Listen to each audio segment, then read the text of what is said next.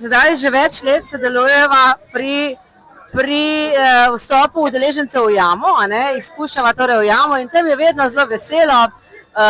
Udeleženci so nekako razigrani, ko pridejo na vstopno točko v jamo, tako da jih je treba malo umiriti, malo jih je treba pozdraviti.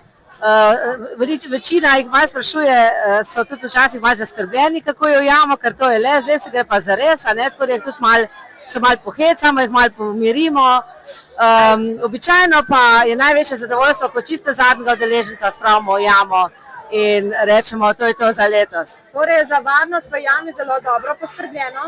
Ja, mislim, da so za vsi vidiki varnosti poskrbljeni, tako da lahko rečemo, da mirno in zelo dobro organiziramo to prireditev.